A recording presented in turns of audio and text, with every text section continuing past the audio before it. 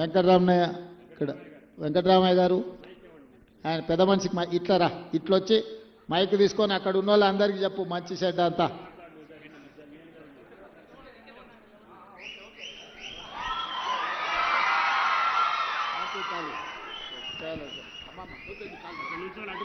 అట్లా అట్లా నించొని మాట్లాడు.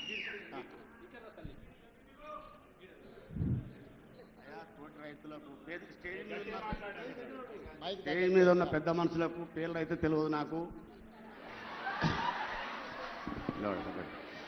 స్టేజ్ ఉన్న పెద్ద మనుషులు అయితే పేర్లు అయితే తెలియదు, కానీ అందరు పెద్ద మనుషులకు ధన్యవాదాలు.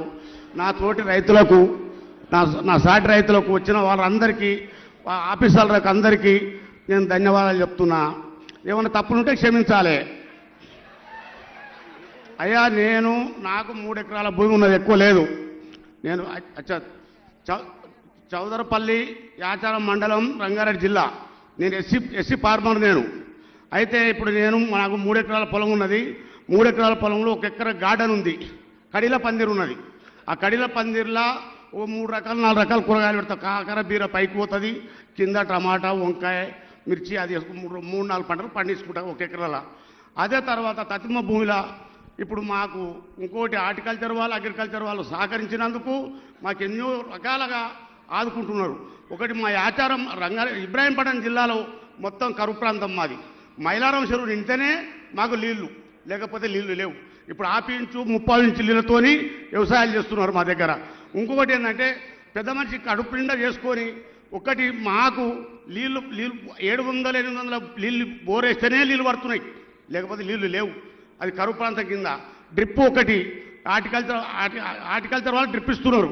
అగ్రికల్చర్ వాళ్ళు ఏమో పెసలు, కందులు అవి అని బయట సేద్యానికి వాళ్ళు చెప్తున్నారు. అయినాక ఇప్పుడు మాకు అయితే ఇంకొకటి ఏంటంటే ఇప్పుడు మాకు డ్రిప్ 7 సంవత్సరాలు అయితే డ్రిప్ నడుస్తలేదు. అయ్యా పెద్ద మనసు చేసుకొని ఒకటి 5 సంవత్సరాలకు 4 సంవత్సరాలకు పెట్టు, డ్రిప్ పెడితే డ్రిప్ ద్వారా వెళ్తాం. మా చౌదరిపల్లి లోపట అయ్యా ఒక్క రోజుకు 6 డిసెంబర్లో కూరగాయలు హైదరాబాద్ వస్తున్నాయి.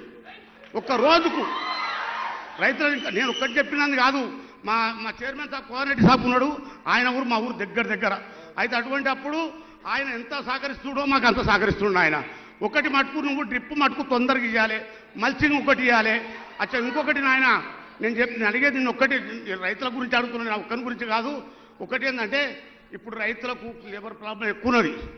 లేబర్ ప్రాబ్లం ఎక్కువన్నందుకు మాకు మిషన్లు కావాలి. మిషన్ అంటే పెద్ద ట్రాక్టర్ కాదు, బుల్డోజర్ కాదు, ఏ కావు, చిన్న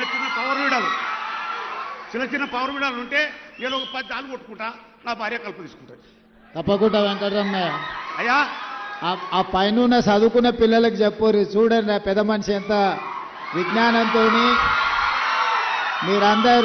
మీరందరు కష్టపడి చదువుకున్నది ఆయన అనుభవంతో ఎంత అల్కగా చెప్పినమ్మా. నాకు అర్థమయ్యేటట్టు మీకు కూడా అర్థమయ్యేటట్టు చెప్పి. ఇంకొకటి చెప్తాను, ఆయన సిటీ చుట్టుముట్టుతో కూరగాయలు వండియాలని చెప్పాడు. కూరగాయలు వండిస్తే పట్టణంలో ఉన్న వాళ్ళకు కూడా మేలు జరుగుతుంది. ఇప్పుడు పక్క రాష్ట్రాల నుంచి కూరగాయలు తెచ్చుకునే పరిస్థితి వచ్చింది మనకు. ఒకప్పుడు రంగారెడ్డి జిల్లాలో బసెక్తి హయత్నగర్ నుంచి పాలకూర, మెంతం కూర, టమాటాలు, వంకాయలు, బెండకాయలు అన్ని కూరగాయలు వేసుకొని పొద్దున్నే పాలక్యాన్లు వేసుకొని వచ్చేటోళ్ళు. ఇప్పుడు ఎవరు పాలక్యాన్లు కానీ కూరగాయలు కానీ ఏం వస్తలేవు. అన్ని రియల్ ఎస్టేట్ లేఅవుట్లు ప్లాట్లు అయినాయి. మళ్ళా మన చుట్టుముట్టుత సిటీ చుట్టుముట్టుత కూరగాయలు పండించినప్పుడే లాభసాటి వ్యవసాయం అవుతుంది. ఈ సిటీ చుట్టుముట్టుత మంచి ద్రాక్ష తోటలు కానీ మంచి పండ్ల తోటలు పెట్టుకుని కూరగాయలు పెట్టుకుని 100% పెద్ద మనిషి చెప్పినట్టు ప్రభుత్వం మిమ్మల్ని ఆదుకుంటుంది. మిమ్మల్ని మంచిగా ముందుకు నడిపించేటట్టు. అందరూ వడ్లే వండిస్తే కూడా తినేటోళ్ళు కష్టం అవుతుంది. మిగతా పంటలు కూడా వండి మనం తినడానికి ఏమేమి అవసరమో ఇవాళ కందిపప్పు కానీ, పెసరపప్పు కానీ, పల్లీలు కానీ, లేకపోతే ఈరోజు మొక్కజొన్నలు కానీ ఇవన్నీ మంచి ధరలు వచ్చే పంటలు. ఇవాళ రేపు మిల్లెట్స్ అని, డైట్ అని ఎక్కడెక్కడి నుంచో తెచ్చుకుంటారు. వెనకడికే మన తాతలు ముత్తాతలు మిల్లెట్స్ అని వండించారా. కందులు పెసర్లు అంటే మిల్లెట్సే కదా. ఇప్పుడు అవి చిన్నగా వదిలి మీ అగ్రికల్చర్ యూనివర్సిటీ వాళ్ళు అందరూ వీళ్ళకు గ్రామాలకు వెళ్ళి రైతులకు అందరికీ మీ చదువుకున్న విజ్ఞానం అంతా వాళ్ళకు నేర్పిస్తే మళ్ళీ వ్యవసాయం మంచిగా చేయొచ్చు. వ్యవసాయం లాభసాటిగా ఉంటుంది, మనకు ఉపయోగకరంగా కూడా ఉంటుంది. పెద్ద మనిషి తప్పకుండా నువ్వు చెప్పింది వ్యవసాయ శాఖ మంత్రి గారు పరిగణలోకి తీసుకుంటారు. దానికి సంబంధించిన అన్ని చర్యలు చేపడుతుంది ప్రభుత్వం.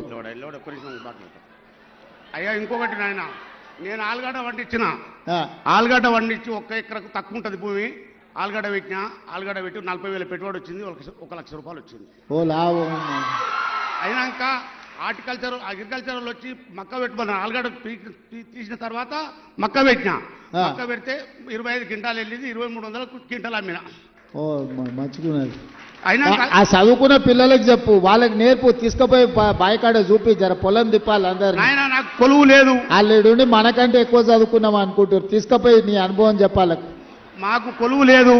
మా ఇద్దరు భార్యాభర్తలను చేసుకొని 3 బిడ్డల పెళ్లి చేసినా, కొడుకు పెళ్లి చేసినా నేను. ఓయమ్మా, మంచి సంతోషం, మంచిది, బాగా చేసినావు, ఇంకా బాగా చేయి, ఆదర్శ రైతుగా రా. అయ్యా అయ్యా ఒక్కటి ఏం లేదు.